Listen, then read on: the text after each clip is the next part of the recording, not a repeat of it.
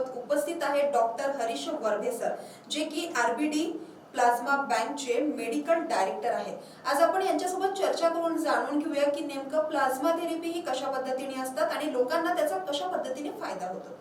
नमस्कार सर, शखानाच्या सल्ला डॉक्टरांचा या विशेष कार्यक्रमात आज आपले स्वागत करते.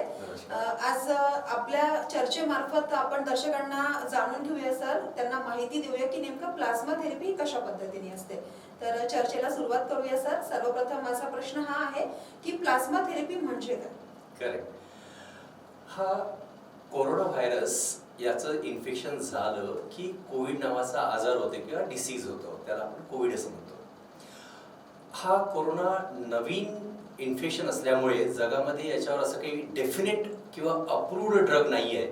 त्याच्यामुळे मागल्या याच्या आधी आपण जे व्हायरल इन्फेक्शनमध्ये जे काही ड्रग्ज वापरायचो तेच ड्रग याच्यामध्ये आपण एक्सपेरिमेंटल बेसिसवर किंवा ट्रायल बेसिसवर किंवा इमर्जन्सी यूज ऑथरायझेशन बेसिसवर वापरण्याचा प्रयत्न करतोय. हे सगळे ट्रायल्स चालू आहेत. त्याच पद्धतीने तसं जर म्हणाल तर कोविडसाठी जर असं डेफिनेट ट्रीटमेंट नसल्यामुळे त्याची मेन ट्रीटमेंट आहे एक तर सपोर्टिव्ह थेरपी आणि दुसरं आहे ऑक्सिजन थेरपी. या दोन व्यतिरिक्त जे काही ड्रग्ज आपण देतो किंवा इम्युनोथेरपी देतो किंवा प्लाझ्मा थेरपी देतो हे सगळ्या ट्रायल बेसिसवर इमर्जन्सी यूज ऑथरायझेशन बेसिसवर आपण देत असतो. तर असं कोणतंही ड्रग जे FDA अप्रूव्ड आहे याच्यासाठी नाही आहे. त्याच्यामुळे फ्लॅविपिराविर आहेत किंवा रेमडेसिविर आहे, हे जसे ट्रायल ड्रग्ज आहेत तशाच प्रकारे प्लाझ्मा थेरपी सुद्धा एक ट्रायल ड्रग म्हणून या कोविड आजारामध्ये वापरण्यात येत आहे. तर जसं कोरोना व्हायरसचं आपल्या शरीरामध्ये इन्फेक्शन झाल्यानंतर हे याचं बेसिक सायंटिफिक बेसिस काय प्लाझ्मा थेरपी याचं मी उत्तर देतोय. कोरोना व्हायरसचं इन्फेक्शन झाल्यानंतर आपल्या शरीरातली जी इम्युन सिस्टम आहे किंवा आपला जो रोगप्रतिकारक शक्ती आहे ती व्हायरसला मारायसाठी अँटीबॉडीज बनवतो व्हायरसच्या अगेन्स्ट. आणि त्यानंतर व्हायरसला क्लिअर झाल्यानंतर किंवा मेल्यानंतर व्हायरसला मारल्यानंतर तो व्यक्ती कोरोनापासून ठीक होतो. आणि ठीक झाल्यानंतर ह्या ज्या अँटीबॉडी आहे आपल्या शरीरामध्ये बरेच महिने राहतात.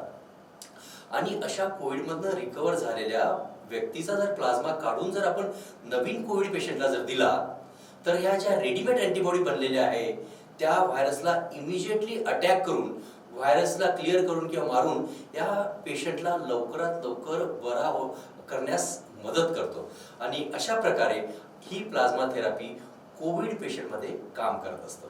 सर, आता आपल्या सर्वांना माहिती आहे की कोरोनाचा संसर्ग आणि नवीन स्ट्रेन हा मोठ्या प्रमाणात आढळलेला आहे. तर त्यासाठी प्लाझ्मा थेरपी कशा पद्धतीने उपयोगी पडतात? करेक्ट. काय होतं की हा नवीन जो आजार आहे त्याच्यामुळे सगळे जे ट्रायल्स आहेत सगळे नवीन, त्याच्या टेस्ट, त्याच्या डायग्नोसिसच्या टेस्ट किट्स किंवा हे सगळं नवीन आहे, त्याच्यावर नवीन नवीन डेव्हलप होत आहेत. ही प्लाझ्मा थेरपी मागल्या 100 वर्षापासून वेगवेगळ्या आजारामध्ये वापरण्यात येत होती. आणि त्याचं आपण जर रिसर्च मेटॅलिसिस केलं किंवा रिसर्च जर बघितलं त्याच्या स्टडीमध्ये तर बऱ्याचशा आजारामध्ये याचा बेनिफिट झाला. स्पॅनिश फ्लूपासून ते सुरू झालं.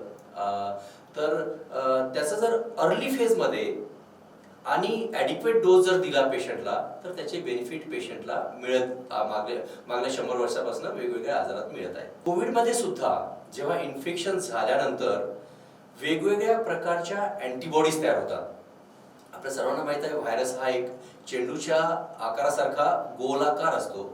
त्याच्या शरीरावर त्याच्या त्या स्ट्रक्चरवर वरती काटे असतात, त्याच्यामुळे त्याचं नाव कोरोना, म्हणजे ते एखादी मुकुट काटेरी असतं तो जसा दिसतं कोरोनासारखा, त्यामुळे हा कोरोना व्हायरस त्याच्यासारखा दिसतो म्हणून त्याचं नाव कोरोना व्हायरस नाव ठेवलेलं आहे.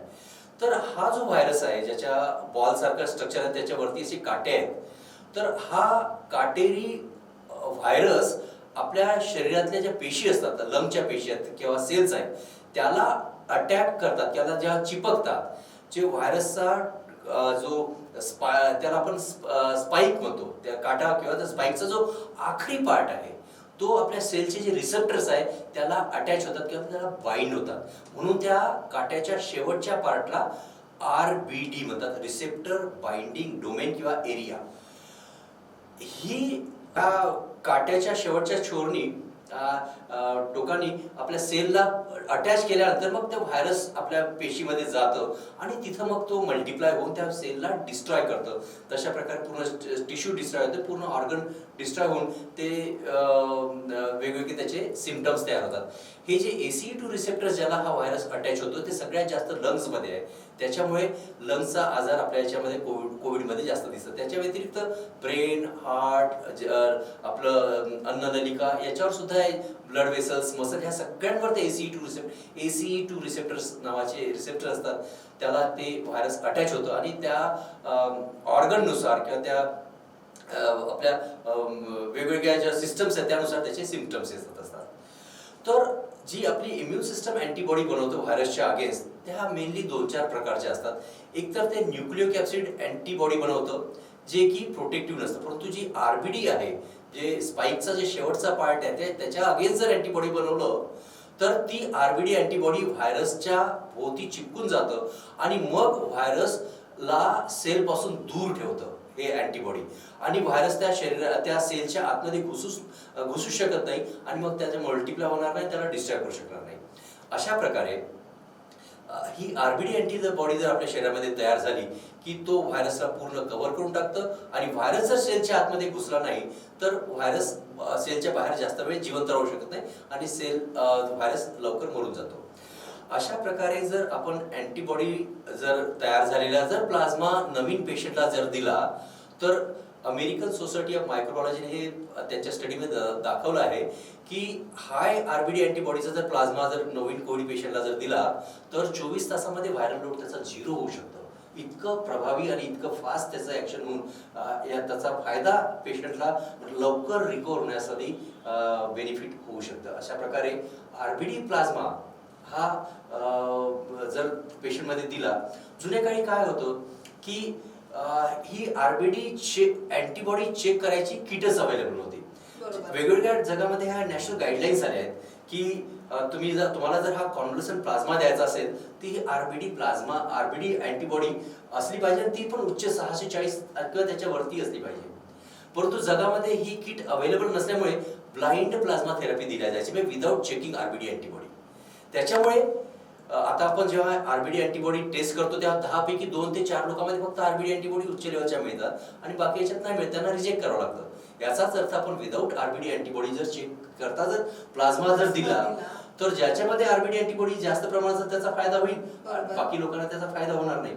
याच्याचमुळे ही जी ब्लाइंड प्लाझ्मा थेरपी पहिले जे वापरायची त्याच्यामुळे सगळे जे रिपोर्ट्स मीडियामध्ये आले किंवा वेगवेगळ्या ट्रायल फेल झाल्या जगामधल्या, त्याचं मुख्य कारण हा ब्लाइंड प्लाझ्मा थेरपी आहे.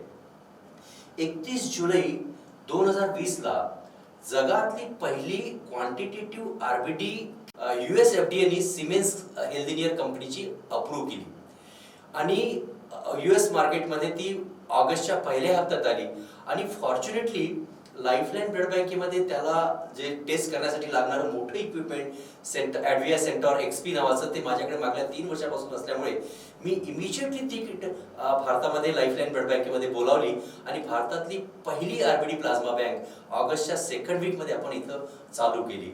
आणि अशा प्रकारे जे आपण आता जे RBD प्लाझ्मा जेव्हा पेशंटला देतोय तर कम्पेअर टू ब्लाइंड प्लाझ्मा याचा बेनिफिट पेशंटला बऱ्यापैकी खूप मोठ्या प्रमाणात. आणि सर आता म्हणजे प्लाझ्मा थेरपीचं नेमकं सायंटिफिकली रिझन काय आहे किंवा त्याचं बॅकग्राऊंड कशा पद्धतीने आहे?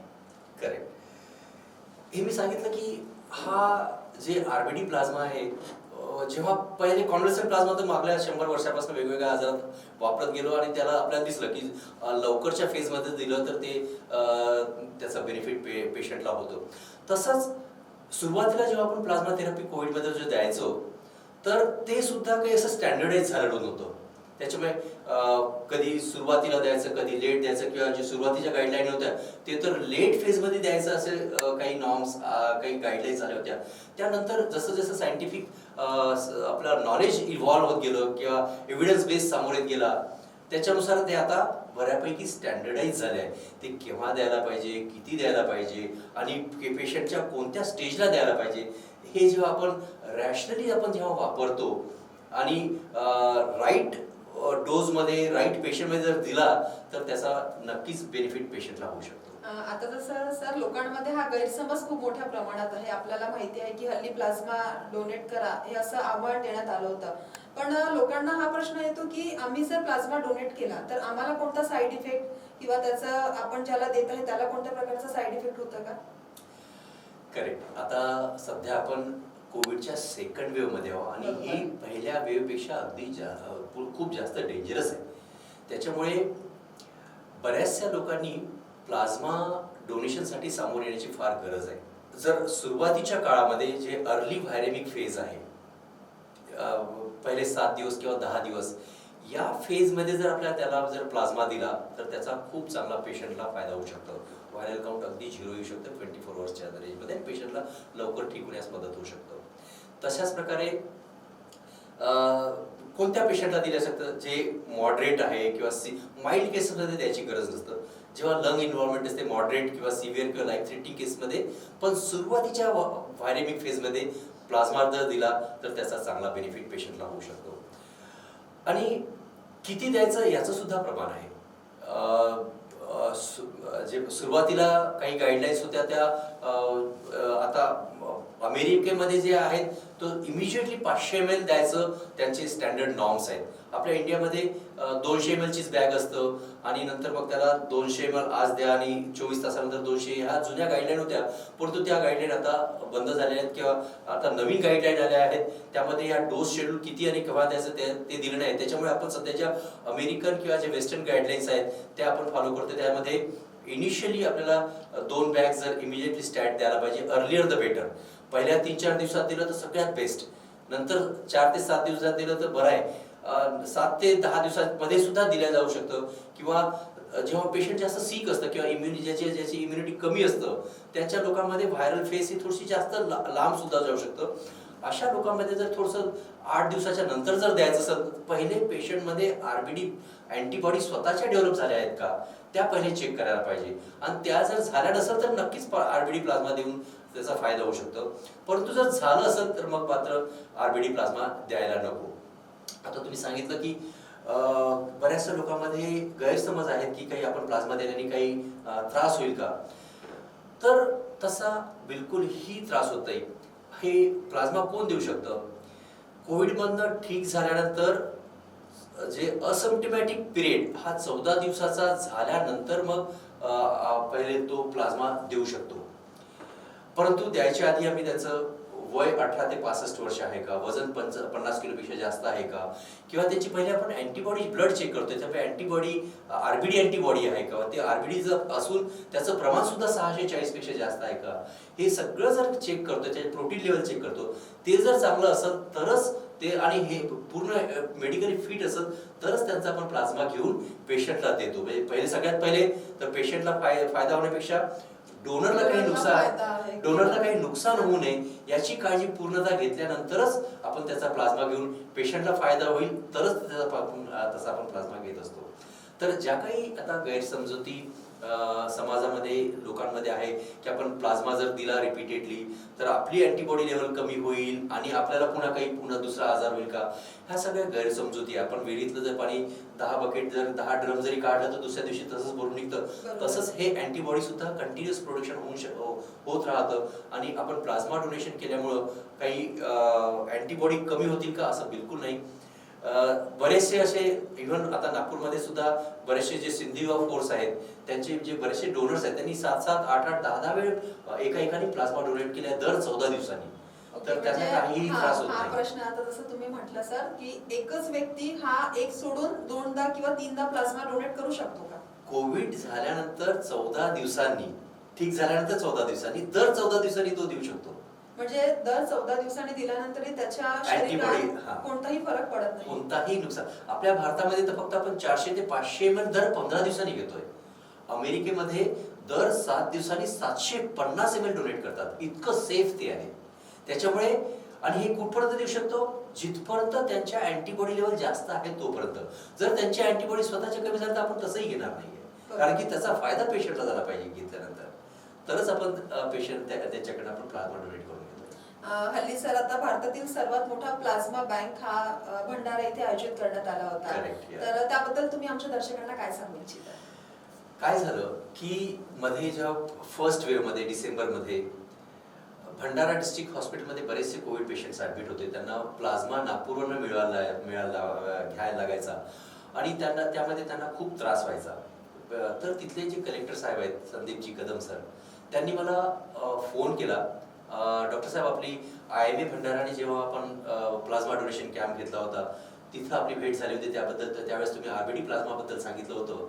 तर आमच्या जे डिस्ट्रिक्ट हॉस्पिटलमध्ये गरीब पेशंट आहेत त्यांना प्लाझ्मा मिळवण्यासाठी नागपूरवरून खूप त्रास होतोय. तर तुम्ही आमच्या इथे प्लाझ्मा डोनेशन कॅम्प घेऊन आमच्या पेशंटला तुम्ही जवळपास 100 प्लाझ्मा अवेलेबल करून देऊ शकाल का? जे काही तुमचा खर्च येईल तो आम्ही जे किटचा रिएजंट खर्च आहे ते वगैरे द्यायचा, कुठल्या कुठे CSR फंडमध्ये द्यायचा प्रयत्न करू. तर म्हटलं सर बिलकुल, it will be my pleasure. प्रश्नच नाही, हा कठीण वेळ आहे, त्यावेळेस सगळ्यांनी आपापल्याकडनं कॉन्ट्रीब्युशन करणं गरजेचं आहे. तर मी त्यामुळे किती खर्च येते म्हणजे त्यांना सांगितलं, सर असा असा खर्च येते. अरे बापरे, एका किटसाठी एवढा खर्च, तर 100 साठी मग इतके लाख खर्च येतील. तर मी थोडासा विचार करून तुम्हाला सांगतो असं म्हणून त्यांनी फोन ठेवला. मला रात्रभर झोप आली नाही आणि म्हटलं की एवढ्या मोठ्या माणसाने आपल्याला विचारणा केली आणि आपण त्यांना फक्त प्राइसिंग, त्यांना त्याचे खर्च सांगून त्यांना मोकळं केलं, हे बरोबर नाही. म्हटलं आपलंही काही कर्तव्य. तुम्ही त्यांना दुसऱ्या दिवशी सकाळी फोन केला, सर आपण फोन केला होता, तर माझंही काही कर्तव्य म्हणून म्हटलं आपण हे प्लाझ्मा डोनेशन कॅम्प घेऊ आणि 100 प्लाझ्मा पूर्ण माझ्याकडनं तुम्हाला फ्री देतो म्हणजे असं मी त्यांना सांगितलं. आणि मग त्यांच्याकडनं मला लवकरात लवकर प्लाझ्मा डोनेशन चा कॅम्प अरेंज करायला त्यांच्याकडनं मला विचारणा आली. तर तिथे कलेक्टर ऑफिसमध्येच आपण तिथे प्लाझ्मा डोनेशन कॅम्प घेतला. पहिले मी त्यांच्याकडे म्हटलं, सर तुमच्याकडनं काही मला सहकार्य एक्सपेक्टेड आहे, तर जेवढे काही तुमच्याकडे लिस्ट आहे, police department front line workers आहेत किंवा वॉरियर्स आहेत, त्यांना त्यांची लिस्ट तुमच्याकडे आहे. सगळ्यात जास्त कॉन्ट्रीब्युशन तिथं पोलीस डिपार्टमेंटचं मिळालं.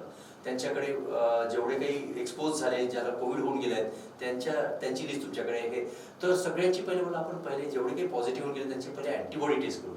277 लोकांचं आपण अँटीबॉडी टेस्ट केलं आणि त्यामध्ये मुख्यत्वे पोलीस डिपार्टमेंटचे लोक होते, कलेक्टर ऑफिसचे, हेल्थ डिपार्टमेंटचे, सॅनिटरी वर्कर्स होते, IMAचे बरेचसे जे मेंबर्स होते, प्रेसिडेंट, सेक्रेटरी, हे सगळ्यांनी तिथं ब्लड टेस्ट केलं आणि त्यांनी तिथं आणि नंतर हे टेस्ट केलं होतं. ज्यांच्या अँटीबॉडी जास्त होत्या अशा 96 लोकांनी कलेक्टर ऑफिसच्या बाजूचा जे हॉल, मीटिंग हॉल होता, पूर्ण त्याला प्लाझ्मा डोनेशन कॅम्पचं त्याला स्वरूप दिलं आणि 4 दिवस तिथं सकाळी 10 पासून रात्री 10 पर्यंत प्लाझ्मा डोनेशन कॅम्प तिथे आपण घेतला. आणि भारतातला सगळ्यात मोठा प्लाझ्मा डोनेशन कॅम्प तिथं झाल्यानंतर 101 प्लाझ्मा, 96 प्लाझ्मा तिथं कलेक्ट झाले. आम्ही 101 प्लाझ्मा तिथे मग दुसऱ्या दिवशी त्यांना त्यांच्या पेशंटला, डिस्ट्रिक्ट हॉस्पिटलमधल्या कोविड पेशंटला देण्यासाठी त्यांना आपण दिल्या.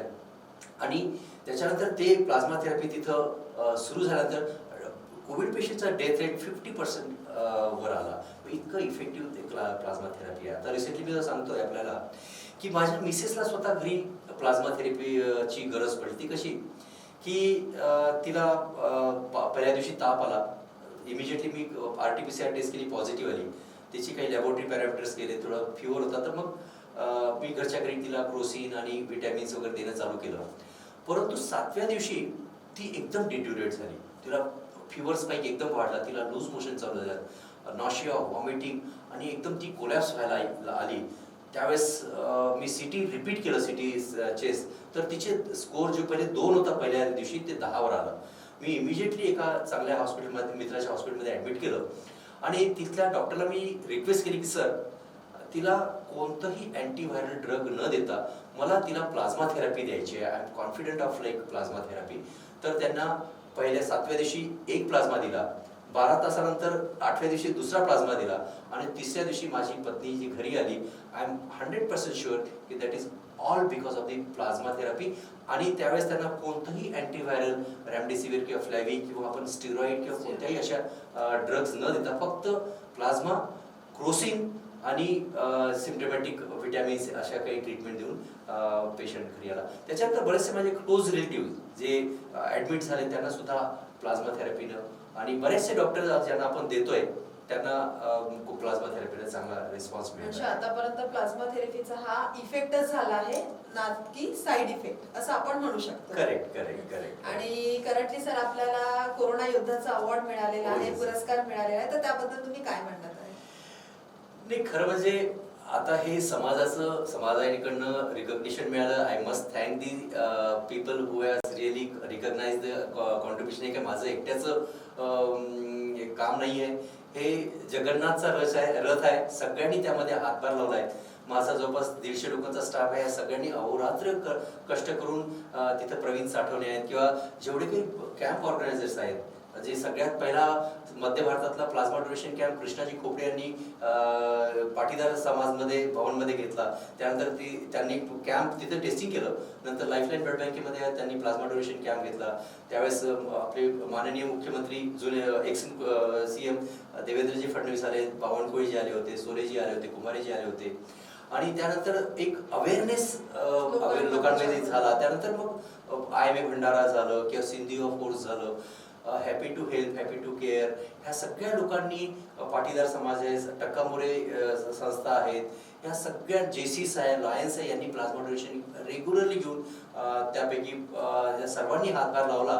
आणि आतापर्यंत बऱ्याचशा महाराष्ट्रामध्ये सगळ्यात जास्त प्लाझ्मा RBD प्लाझ्मा आपल्या लाईफलाईन ब्लड बँकेमधनं लोकांना मिळाला आहे. त्याचा बेनिफिट झाला आहे. तर त्यामुळे नितीन गडकरी साहेबांच्या हाताने कोविड योद्धा पुरस्कार, तसंच नॅशनल कॉन्फरन्समध्ये कोरोना वॉरियर अवॉर्ड सुद्धा या निमित्तानेच मिळाला. परंतु याचं पूर्ण श्रेय मला वाटतं जे काही प्लाझ्मा दाते आहेत, प्लाझ्मा दान करणारे लोक आहेत, जे ब्लड कॅम्प ऑर्गनायझर आहेत, माझा स्टाफ आहे, त्यांना जातं. हे मी तर फक्त एक तिथला एक दुवा म्हणून मी काम केलं आहे. परंतु याचं सगळं श्रेय त्या प्लाझ्मा दाते लोक आहेत किंवा ऑर्गनायझर लोक आहेत त्यांना जातं. आमच्या सर प्रेक्षकांना आपल्या कार्यक्रमामार्फत एक प्लाझ्मा डोनेट, तर याबद्दल काय संदेश देऊ इच्छिता? मित्रांनो, सध्या ही कोविडची जी दुसरी वेव्ह चालू आहे, ही पहिल्या वेव्हपेक्षा फार भयानक आहे. सगळे हॉस्पिटल तुडुंब भरले आहेत, सगळे व्हेंटिलेटर तुडुंब, कितीतरी सगळे प्रयत्न करून गव्हर्नमेंटकडनं, ॲडमिनिस्ट्रेशनकडनं, त्यांच्याकडनं पूर्ण प्रयत्न होत आहेत, पब्लिककडनं सुद्धा प्रयत्न होत आहेत. तरी पण हा जे कंट्रोलमध्ये येऊन नाही राहिलं, त्यासाठी आपण सर्वांनी काळजी घेणं गरजेचं आहे. आपण घरी स्वतः जास्तीत जास्त राहण्याचा प्रयत्न कर, बाहेर निघणं अवॉइड करायला पाहिजे. हँड सॅनिटायझेशन, मास्क लावणं, सोशल डिस्टन्सिंग ठेवणं, गर्दीचे कार्यक्रम टाळणं, हे सगळं करणं फार गरजेचं आहे. आणि तरी पण जर कोणाला कोविड झाला तर त्याचा जीव वाचवण्यासाठी बरेचसे लोक आता पेशंट ॲडमिट आहेत, त्यांचा जीव वाचवण्यासाठी तो पेशंट स्वतः मृत्यूशी झुंज देत आहेत. असा रुग्ण स्वतः, त्याचे पूर्ण घरचे लोक तुमच्या प्लाझ्मा डोनेशनची वाट बघतायत. आपण सामोर यायला पाहिजे. आणि हा खरंच कठीण काळ आहे. देश आपला ह्या महामारीच्या कठीण काळातनं जात आहे. यामध्ये सर्वांचं सहभाग असणं गरजेचं आहे. जे कोविडमधनं लोक, ज्यांना कोविड होऊन गेले, जे कोविड विजेते आहेत, त्यांनी प्लाझ्मा डोनेशनसाठी आपलं पहिले RBD अँटीबॉडी चेक करणं गरजेचं आहे. ज्यांची RBD अँटीबॉडी जास्त आहे त्यांनी नक्कीच प्लाझ्मा डोनेशन करावं, लोकांचा जीव वाचवावा. आणि ज्यांचे अँटीबॉडी कमी आहेत त्यांनी रक्तदान सुद्धा करावं, कारण की या काळामध्ये रक्तदानाचे शिबिराचे प्रमाण कमी झाल्यामुळे रक्ताचा सुद्धा तुटवडा फार झाला आहे. लाईफलाईन ब्लड बँकेमध्ये जनरली 500 ते 1000 ब्लड बँकचा जो रुटीन स्टॉक असायचा, तो आता 50 किंवा त्याच्या खाली एक दिवस सुद्धा पुरणार नाही इतका स्टॉक राहिलेला आहे. त्यामुळे फार कठीण परिस्थिती आहे. तर ज्यांची अँटीबॉडी लेवल कमी आहे त्यांनी प्लाझ्मा डोनेट करावं. व्हॅक्सिनेशनसाठी जरूर जावं, पण व्हॅक्सिनेशन करायची आधी, कारण की व्हॅक्सिन घेतल्यानंतर 28 दिवस आपल्याला प्लाझ्मा डोनेट करतात किंवा ब्लड डोनेट करता येत नाही. आणि त्यानंतर पुन्हा दुसरा डोस आला तर त्यानंतर सुद्धा आपल्या ब्लड डोनेट करायचं आपल्याकडे अपॉर्च्युनिटी नाही. त्यासाठी व्हॅक्सिन जरूर घ्यावं, त्याच्या आधी आपण ब्लड डोनेट करावं. आणि प्लाझ्मा डोनेटसाठी जर आपण एलिजिबल असाल तर आपण जरूर करावं. किंवा आपल्यामध्ये जर कोविड वॉरियर विनर नसाल किंवा जेव्हा कोविड झालेला नसेल तर आपल्या समाजामध्ये बरेचसे लोक जे कोविड झालेले आहेत हे आपल्याला माहीत आहे, त्या लोकांना ही माहिती देऊन त्यांना प्लाझ्मा डोनेशन बद्दल एज्युकेट करून, त्यांना अवेअर करून त्यांना प्लाझ्मा डोनेटसाठी आपण समोर आणण्याची फार गरज आहे. आणि हे करून आपण जर कोणाचा जर जीव वाचवू शकत असेल कोविड लोकांचा, मला वाटतं आपण आपल्या आयुष्यामध्ये कोणाचा जीव वाचवू शकत असेल तर याच्यापेक्षा जास्त मोठी कोणतीही मानव सेवा असू शकत नाही किंवा जी ईश्वराची सेवा असू शकत नाही. यासाठी आपण सर्वांनी समोर यावं, ही अशी माझी नम्र विनंती या कार्यक्रमाच्या माध्यमातून आपल्या सर्वांशी, आपल्या जनता जनार्दनाशी राहील, ही माझी इच्छा आहे, ही माझी विनंती आहे. आज आपण सल्ला डॉक्टर या विशेष कार्यक्रमामार्फत सरांकडनं जाणून घेतलं आहे की नेमकं प्लाझ्मा डोनेशन काय आहे आणि याचा लोकांना कशा पद्धतीने फायदा होतो.